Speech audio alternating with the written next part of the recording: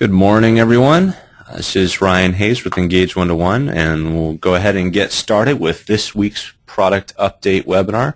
As usual, I'm joined by Jenny McDonald, who will be presenting a little bit later on in the webinar to talk about one of the many real-world business solutions that you can accomplish with Engage121. But as far as product updates, we've had LinkedIn groups in the system for some time, but I had some questions come up recently about how the functionality works, so I wanted to go ahead and recap that. Then we've got some update on links for Twitter and some things that are coming soon that we'll run through. So starting with LinkedIn groups, we'll go ahead and switch over to the application. And LinkedIn groups function a little differently from some of the other account connections. Once you've connected your LinkedIn profile, you'll see your profile there. What you need to do is go into the Profile tab, then into Preferences, and choose to import your LinkedIn groups. If you're not already aware as well, this is where you go to import your Twitter lists. Once you've imported your LinkedIn groups, your list of groups gets rechecked about every 5 minutes. So it might take a couple minutes for your groups to actually populate into the system.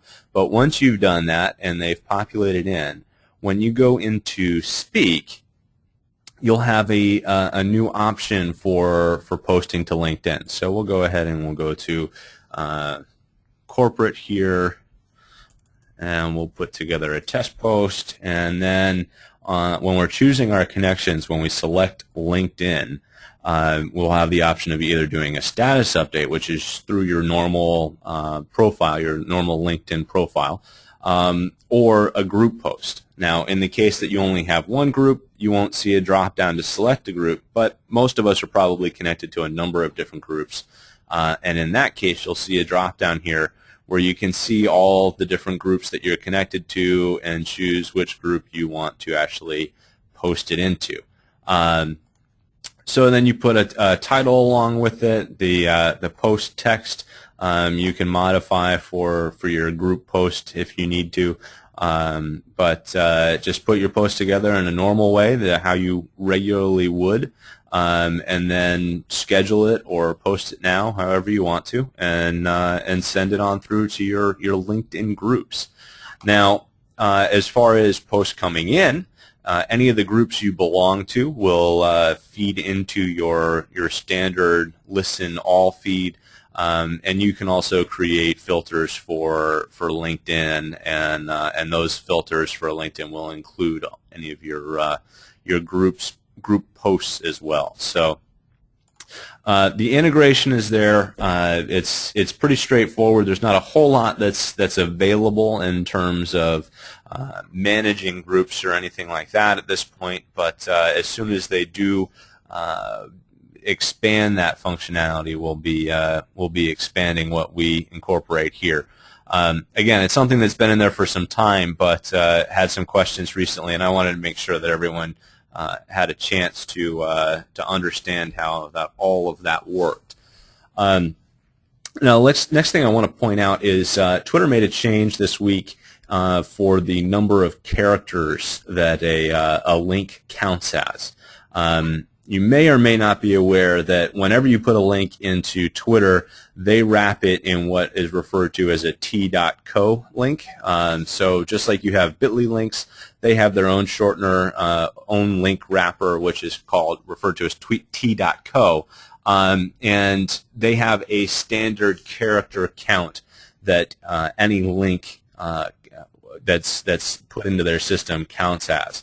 Now, that previously was I think 19 to 20 characters.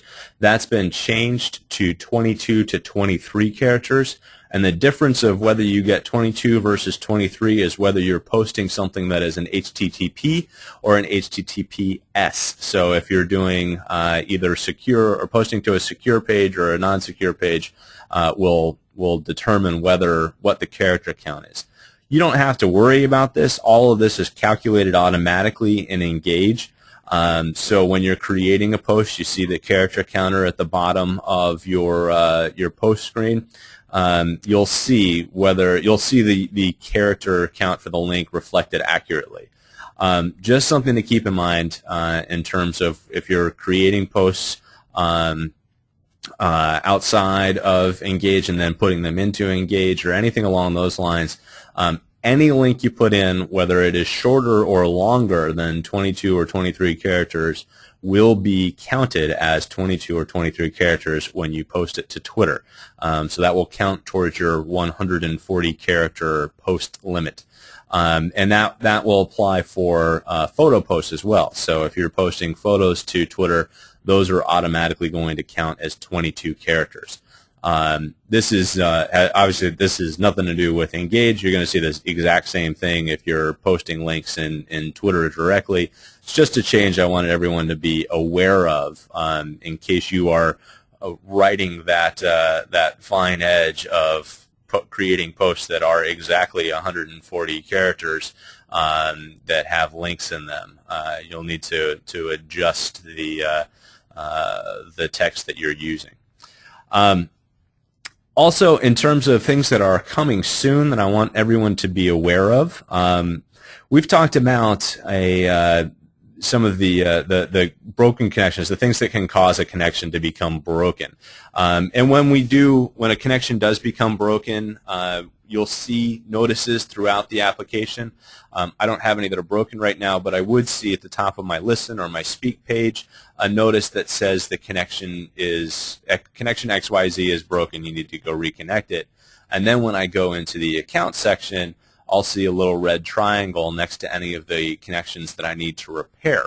The things that can break a connection are things like someone changing a password for that account, someone changing privacy settings for that account, removing rights for the application to access it. Things that happen with Facebook are maybe the page that you're using was connected by someone who is no longer an admin on that page. Maybe they left the company and they were removed as an admin. So there's lots of different things that can cause a connection to no longer function, for us to no longer be able to post to it, no longer be able to retrieve, evaluate data or listen data from it. So we want to make sure that everyone is aware when these things happen.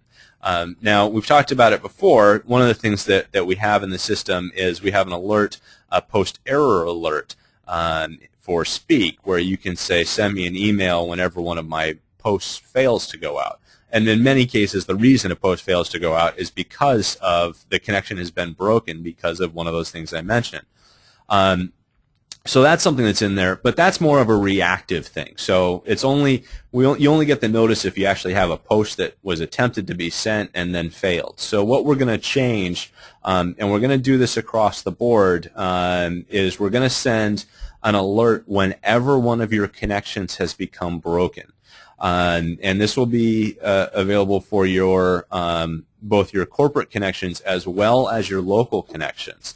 So if you are doing all of the posting on behalf of your outlets, you're doing all of your posting through Speak Local, that sort of thing, and you're managing those connections, you obviously are going to want to know when one of those connections has become broken so you can make that change or repair that connection before you have a post fail because of it.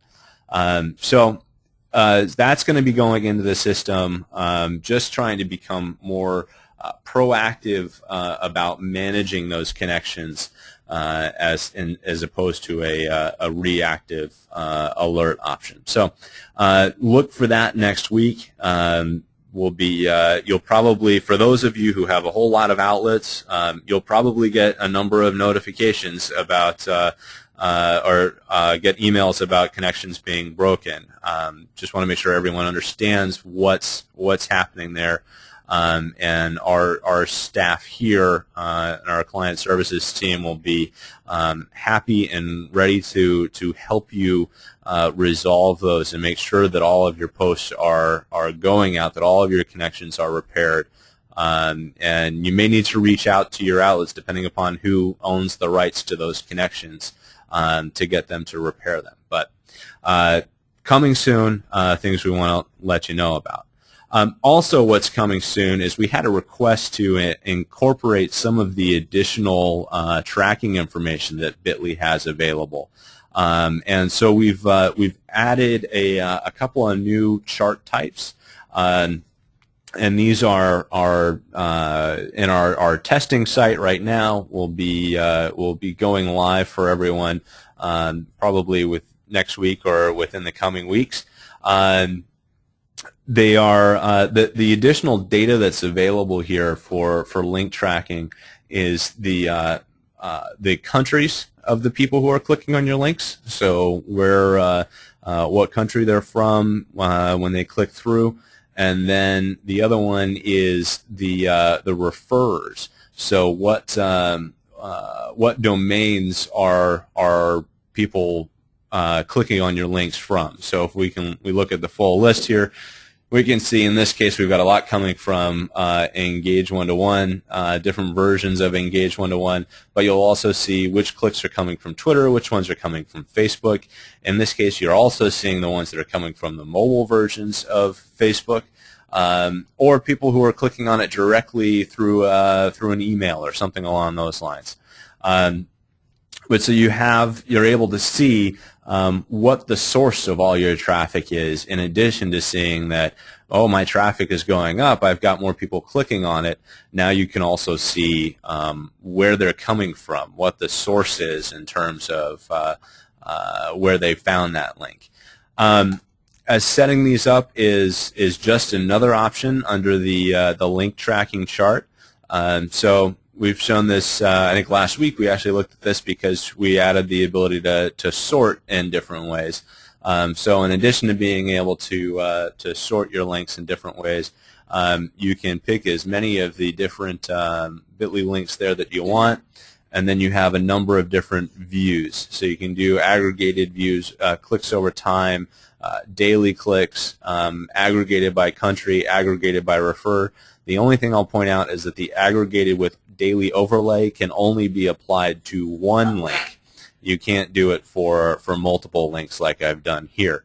But one thing that is handy about this is your aggregated by country and aggregated by refer. Those are charts that you can create with multiple links in Engage121, which is not something that you can do easily natively in Bitly. So makes that a little bit easier in terms of how you want to track your traffic. And I will point out that if you do need to include new links into this, you'll need to create a new chart or to add those into the data sources for your charts. But you can come in here and change the view at any point. But if you created a bunch of new links, then you'll want to create a new chart. But this is one of those things where we're collecting the data automatically. So as soon as you create the chart, it will be populated with anything that's been collected for that link. So at any rate, those are the things that I wanted to talk about. I am going to hand it over to Jenny here. Switch over to her PowerPoint instead, and she's going to walk you through another business solution that you can use with Engage121. Hi everybody, thanks for joining me today. You've probably noticed that we've started sending you some emails once every couple weeks with some marketing tips on how you can use Engage121 to reach your business goals. And the one yesterday came from Mark DeAndrea. He's a Senior Vice President at Engage121. It went out to all of our clients, and if you didn't receive it, please let me know, but it might have ended up in your junk folder just because you might not have talked to him before. So if it's not there, I'd love for you to email me and I'll make sure I double check you're on the list, but I did go through that list personally to make sure who I thought was on there, but if we didn't have you in there, that might be a possibility. So please feel free to reach out. So today, we're going to talk about how you can find more customers online that are already talking about your business. And you guys are one step ahead of game because you're already using social media for this reason in Engage121. So here we're showing you an Explore search, and we're using Moz as an example. So you would put in however your business might be talked about online. Moz obviously has an apostrophe S, but not everybody's going to type that in there. So we took out the apostrophe as well, put in the or in the exact phrase, so it can be Moz or somebody else, another restaurant. If you're a restaurant or retail or any fun brand like that, chances are people are going to be talking about your business for sure. For example, Tasty Delight. Definitely on Twitter, putting those pictures on Instagram, which we talked about last week. So in this instance, we're looking for people talking about Moz or something else. So if we go over to our search results after the Explore search, and again, you can save this Explore search, and then that way you can just come in 5 to 10 minutes a day or more, how much time you have, and see if any new conversations are in your search that you can start engaging with. And so here is one. It says, right below the second screenshot that's on top, it says craving Moz or Chipotle, but I shouldn't spend money. So this is a great way for you to interject yourself into this conversation and acquire a new customer. And you don't want to shout your business at them. You definitely want to do it in a non-intrusive way. So I'm going to go to the next screenshot to show you how we suggest you do that. And here it was on Twitter, so you can do a reply by either one of anybody on your team, whatever your accounts that are in Engage are, and then just say, thanks so much for considering Moz. How about a free appetizer? Click here. And so this is a bit.ly link that you can have saved in your auto messages so that you always have that coupon that you can send people, and when they click on it, it directs them to a coupon that's probably on your website. And that way you can also track that link in the link tracking chart, which Ryan just showed us a couple new features for the link tracking chart. So not only are you helping this person decide between you and your competitor or you and another restaurant by giving them a free appetizer, chances are they're going to come in and see you because you just gave them something for free. It doesn't have to be a free coupon. It could be 5% off, or it could just say, thanks so much for considering us. Have you tried the new specials we're offering? We're giving away 3 meals for $30 this month or something like that. So it's just a great way to find people talking about your brand, having those conversations, and helping influence them to make the right decision to choose you. And then the last slide is, again, none of this would be worth doing if you couldn't track it. So again, with a link tracking chart, Ryan showed you some of the new features that are in there. You can track how many links that coupon has received, and if you always use the same coupon and the same bit.ly, you'll be able to track that till the end of time. And then Ryan also showed you some of the different features in the new link tracking chart. You can see where it's getting the most clicks, whether it's on Twitter or it's on Facebook or if it's on a Facebook mobile site. And you can also see what countries are reacting with your coupon the most. So I think that's a really great tip. I'm sure a lot of you are doing that already. I know quite a few of our clients are. But it only takes, 5 to 15 minutes a day. It doesn't take a long time. You just have to go in and set up that search, and you will see all the results across all the social networks and explore. And again, if you're not seeing enough results, you can change the time frame, and you can set it back to a month or a week, whatever you think will be most appropriate. All right, great. So at any rate, that's what we've got for this week. We'll go ahead and switch back over here. There we go. As always, please do follow us on Twitter. Find us on Facebook. Subscribe to our YouTube channel where you can see recordings of these webinars as well as many other helpful videos that we put together. If you want to see something else covered during one of our webinars here, or something to cover and post on that on our YouTube page or anywhere else, please do let us know. We love to get the feedback and make sure that we're making these as valuable as possible for you. On the YouTube account in particular, you can always see Jenny's weekly social media wrap-up of just general news of what's going on in social media, not things just specific to Engage 121. At any rate, thank you all for joining us. Have a great weekend, and we will see you back here next week.